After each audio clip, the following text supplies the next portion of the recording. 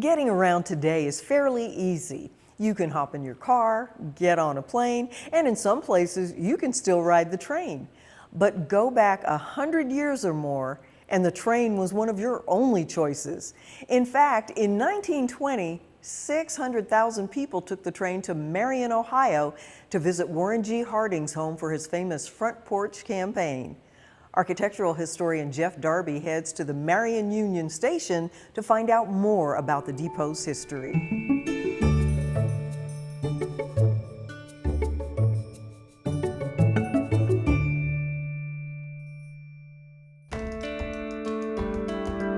Marion is the seat of Marion County in north central Ohio and was the home of Warren G. Harding, our 29th president. And his home, from when he was a resident in Marion, ran the newspaper here, has been preserved. And he is also memorialized in the Harding Memorial, his gravesite, which is on the edge of town, at the south end of town. Marion was a major railroad hub, and still is, historically. And quite a bit of activity there, and a local group has preserved Old Union Station. The last train through it was in 1971, although plenty of freight trains still go by. So we will be visiting that and talking about the preservation of that, and also an ancillary structure called AC Tower, which we will explain once we get to Marion Union Station.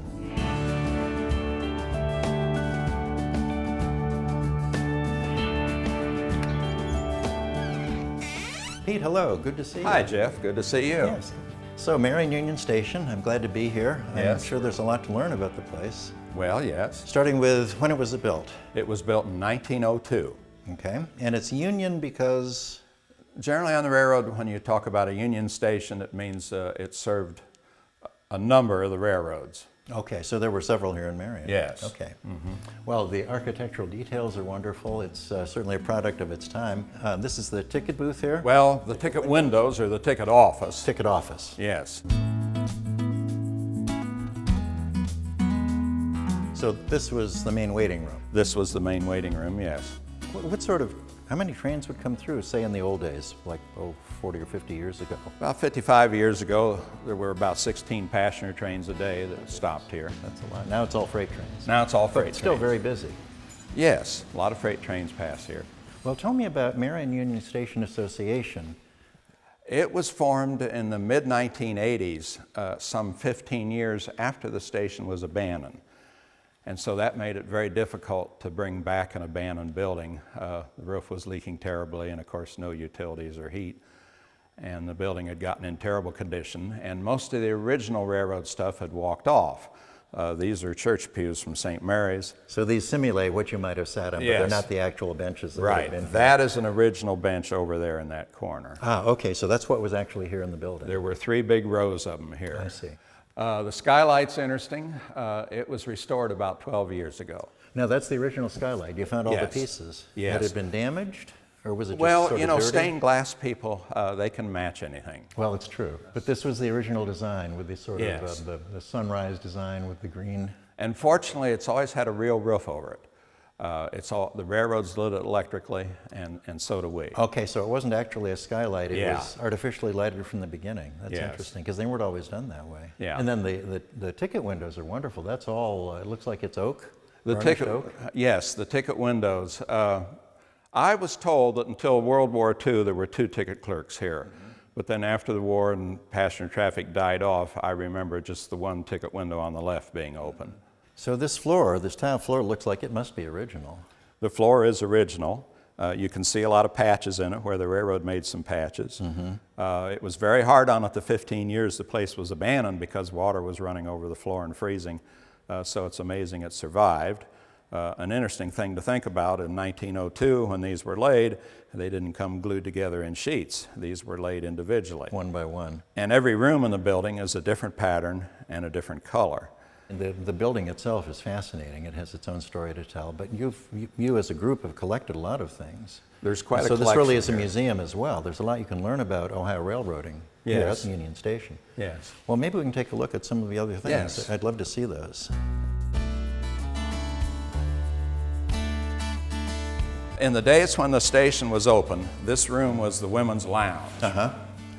And there were folding doors there, and the men did not come beyond those folding doors. Right. That's so a young mother with a baby could come out here in the rocking chairs and get away from the smoke in the waiting room. But when we got the station, all the furniture was gone. We made it our display room for interlocking machines and the older style signals, which are done away with Now explain what an interlocking machine is. Interlocking machine, it gets its name interlocking because when you pull the levers, you can't run a train into the side of another one. It's a very early form of mechanical computer. So at a place like Marion, you've got a bunch of tracks crossing. Yes. And you can only let one train go at a time so they don't run into each other. Right. So the interlocking system basically allowed one particular route and locked out all the other routes Right. to keep trains from doing what they shouldn't do. Is that essentially it? That's it. And that's what all this equipment is related to, the signals that tell you whether to stop or go or slow down. These machines came out of all different towers. Well, speaking of towers and controls and so on, you actually worked in the control tower, the interlocking tower here in Marion. I did. And that's AC tower? It's AC tower. And that stands for what? It stood for Atlantic Crossing. And every tower, it goes back to the telegraph age with the Morse code. Every tower had call letters. So when the dispatcher, who was your boss, wanted to get a hold of you, all he had to do was put those 2 letters on the Morse code and you knew he was calling you. Well, it wouldn't be a complete tour without a visit to AC Tower. Right. And you've got the key, I assume. You remember Yes. how to run the machine? Yes. Let's go have a look. Okay, all right. Lead the way. Okay.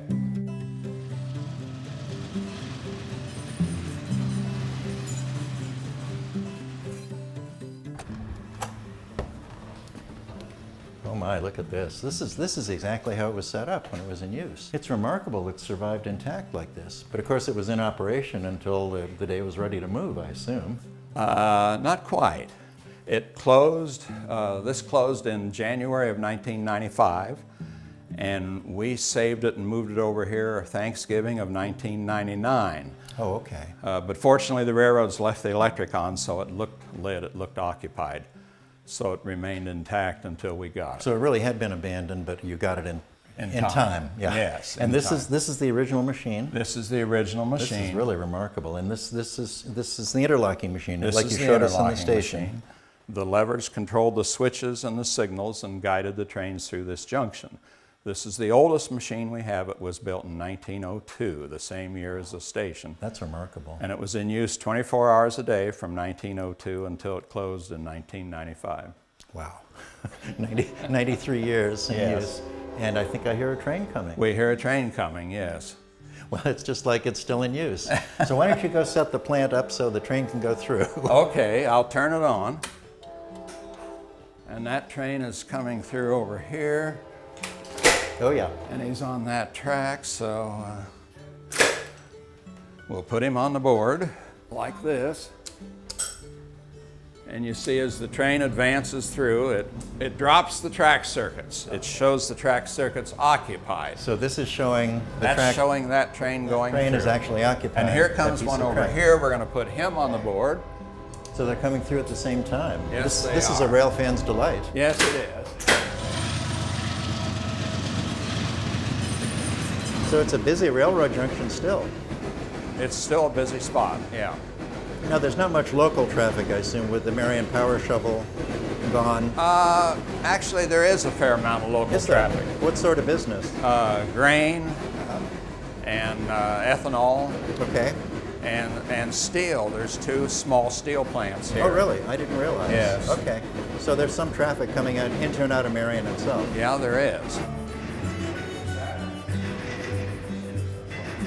Well, that really was a treat to have 2 trains going by at the same time, seeing how they run across the board. And now people can visit both the station and the tower, right? Right. When you're open. But people are welcome on the grounds even if you're not open. Oh, right. Stay back from the track, stay behind the fence, Right. stay safe. Right. Know what you're doing. Yes. Okay, well, it's been such a great visit. Thanks so much for Well, thank you for showing coming. me. This is for Yep. a rail fan like me. This is a little bit of heaven. And I've always liked Marion. I've always liked Union Station, and I really have to salute you for what you've accomplished. Well, thank you very much.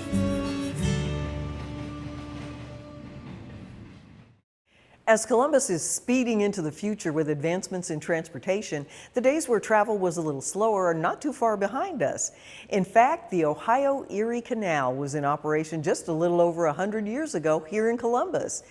And even though the function of the canal is gone, many communities, like historic Roscoe Village, are trying to save the remnants that are left. Jeff Darby heads over to the village to see for himself.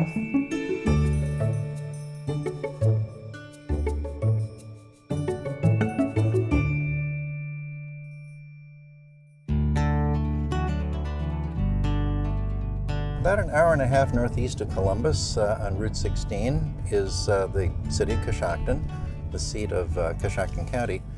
And across the river from downtown Coshocton is a little village called Roscoe Village. And the reason it's here is because of the Ohio Erie Canal. When the canal came through back in the 1830s, it was on the west side of the river, and the city of Coshocton's on the east side. So Roscoe grew up around the canal terminus. It's sort of a living museum, you might say. You can visit all the historic buildings. There's some very nice restaurants, various shops, and definitely is a place worth seeing. And you learn a lot about canal history here. So here we are in Roscoe Village, and I think we're going to have a very nice visit today.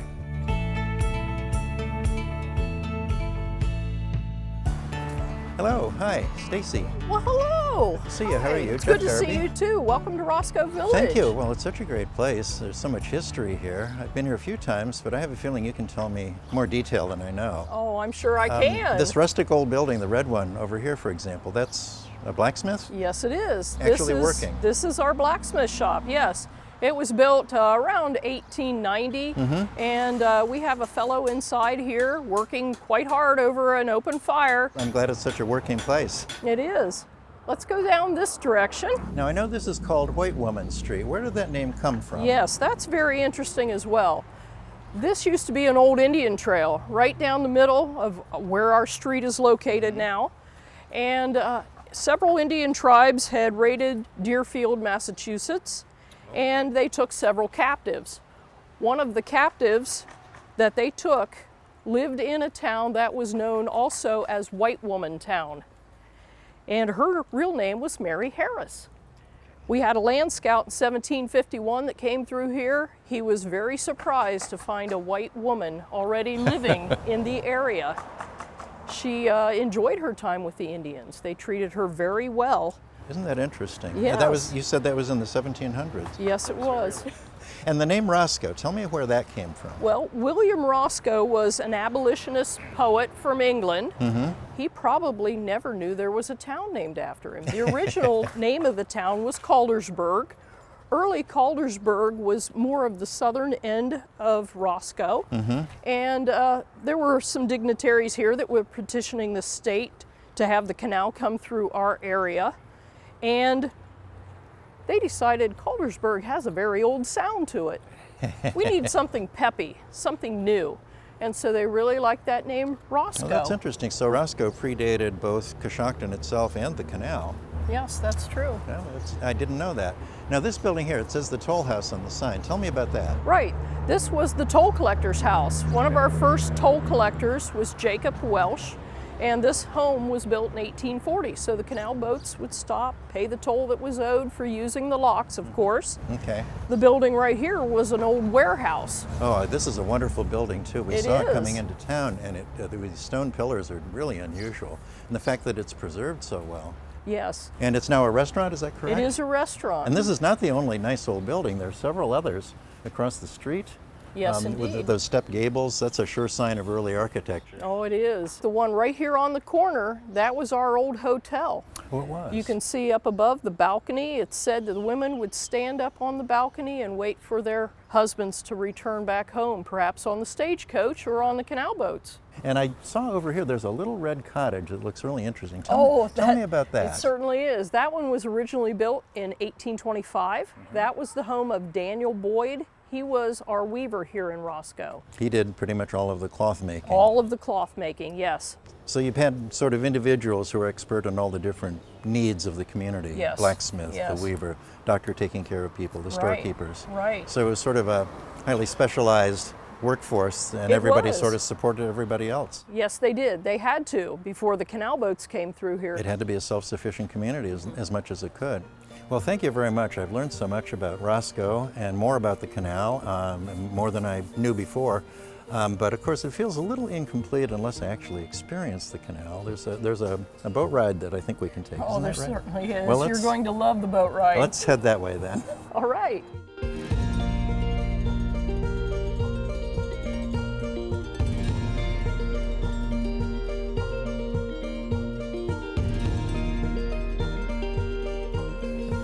Oh, look at this out on deck, out in the sun and the breeze.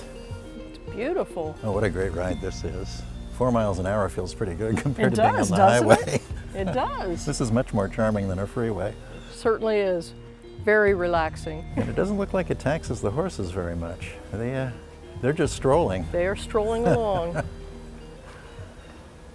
Do you know how long this piece of the canal is? This is about 1.5 miles Is it really? section that they've restored. Wow, that's great. We'll go down to the end to a basin and then they'll turn the boat around Okay. and we'll come right back to the same boat landing.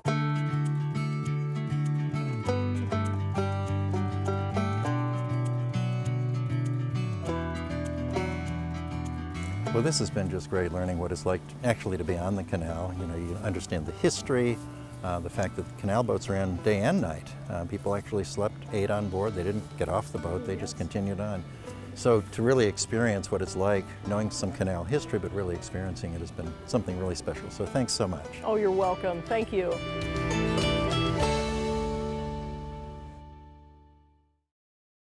Although streetcars are making a resurgence in some cities, in Columbus, they were an important mode of transportation right up until the mid-20th century. Most remnants of the streetcar era have disappeared now, but one neighborhood has managed to not only hold on to their buildings, but incorporate them into a local destination. Jeff Darby checks out the new historic trolley district on the east side.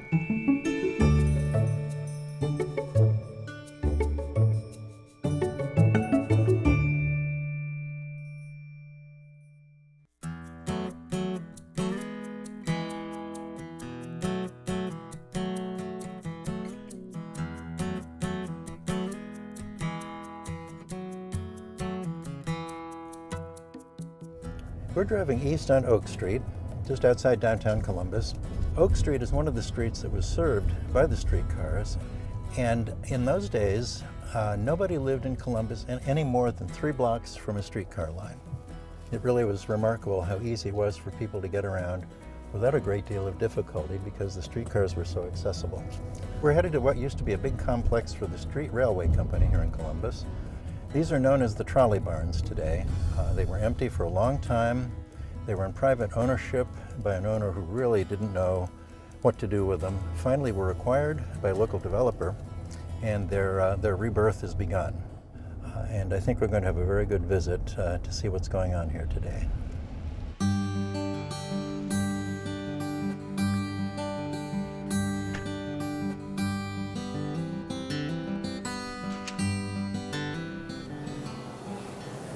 Hi, Brad. How are Hi, you? Jeff. Good Yeah. to see you. Yeah, good to see you. Wow, what a place. What a change. Yeah, I know. This is a lot different from what it used to be, and I notice it even has its tracks back again. Yeah, we put these back in about last year. The tracks did kind of run in 2 parallel lines, and it was under asphalt. There historically was not a basement under this. We dug out a 15-foot basement, and then at the end we wanted to add some of these details, like in the entry, having this switch that kind of runs through and it outlines the pathways of the market. Now, I remember seeing this complex getting worse over the years. It must have been a challenge to take it on. It was. The people of the area were really passionate about trying to keep the historic fabric, as we are as a development company. So it took a long time to plan it out. This has been it's been a labor of love for a few years. So what you've accomplished is the main building here, known as the East Market, which I think is great because, of course, the city used to have public markets. North Market is still there, West Market is gone, Central Market is gone, but East Market is back again. And I think that's just great that there's this public market for the neighborhood and for all of the city. Absolutely. So we looked at it as this area was a food desert. We wanted to do something, in this area to where the community could come in, have a selection, people, locally owned businesses could come in, actually apply their trade and have an area that's more of a gathering place. So I can see the old building. Clearly it's still here, the brick walls, the wood structure. How did you approach making this into a marketplace?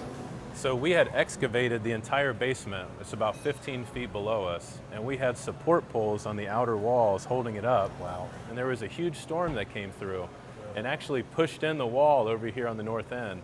And we had to do a demolition then of that wall. But what it allowed us to do also was, when we had it pulled out, we got to come through and we created a steel infrastructure for the building that allowed us to make an event space upstairs. That's a good point, because these old buildings are reusable, but they don't necessarily comply with current codes, and they have to do a lot of updating. Yeah. And you found a way to do it economically. It was a certified historic rehabilitation, as I recall. Yes. The federal programs and the state programs that are available for historic structures really make it a possibility. Let's go see some more. All right, sounds great.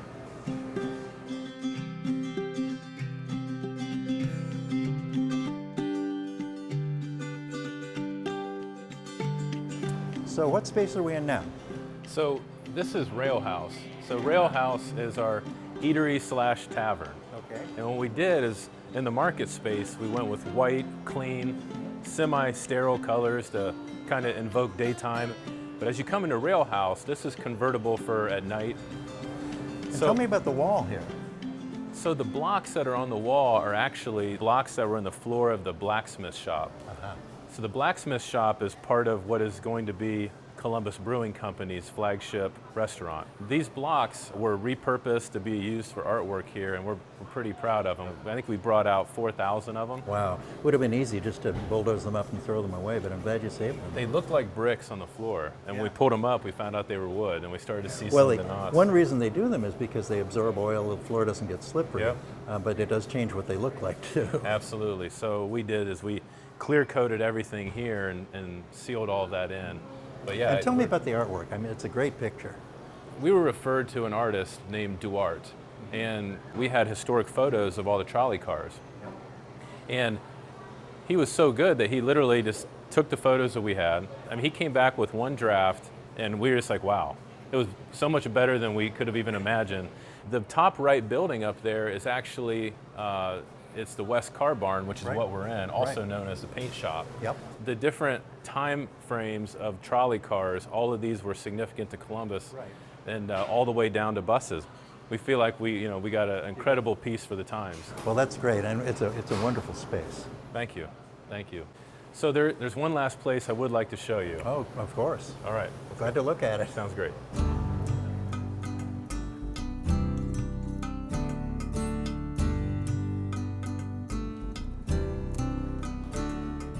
Oh, Brad, another great space. Where are we now? So this is the speakeasy that we have. We're below the market right now. Okay. This is called Switch.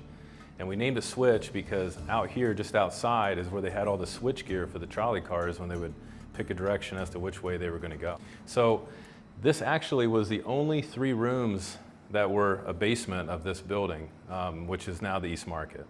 We dug a basement under another 14,000 square feet on the other side of the wall behind us, but they have these barrel brick walls, and we had to remove all the brick for these arches as we put a precast flooring system above it to support the weight, and then we rebuilt all of these as they historically were. But one of the big things that we were really excited about is all of the pavers that we're standing on right now were pulled out of the parking area outside. The old brick Yeah, pavers. all the pavers. We Those are cleaned a great. total of 11,000 pavers. Wow. And we used some of them outside. Your attention to detail is incredible. And this looks like a very private, small space. How do you use the space in here? It's called the Speakeasy for a reason. It is speakeasy, so we wanted to make sure it was open to everybody. But like a true speakeasy is, we specialize in whiskey and bourbon, and in order to get in, that door outside is locked at all times. So on Thursday through Sunday, if you purchase a drink upstairs at Rail House, on the bottom of your invoice is a password. You come down, you knock on the door, and the bartender will open and let you in. So without a password, Al Capone could not get in. Absolutely not. Well, this is a spectacular tour you've given us at a great rehabilitation project. What future plans do you have coming up? So this is the largest of all the buildings, and obviously it was the most intricate because of the market, and the infrastructure that's behind us right now is incredible. But this is actually one of 5 buildings. Okay. So the second building that we're doing is what used to be called the mechanic shop, and that's where they would take the trolley cars in, do their work, turn them around and send them out. That is actually going to be Columbus Brewing Company. So you see all of the remaining buildings getting developed over time. So we have tenants for almost all. And then if you go to the other side of the property, the large building, 25,000 square feet on the far east end, is the East Car Barn. And the East Car Barn right now has the wall down, and they're rebuilding that structure because partway through the development, when we opened up the roof, in between the withes of the brick, all of the mortar had eroded. So we had Does to go, happen. Yes, yes. And we had to go back and we had to take it all down, clean the brick, and relay it. You have to do certain things to make sure the place is stable and lasts for a long time. But then you've overlaid another level of detail that really gives a wonderful character to the place. So I have to thank you for such a great tour and for doing such a good job here, and for being willing to come to talk to us about what's going on at the East Market here at the Old Trolley Barns. Oh, my pleasure, and we appreciate everything that you do for Columbus. Thank you.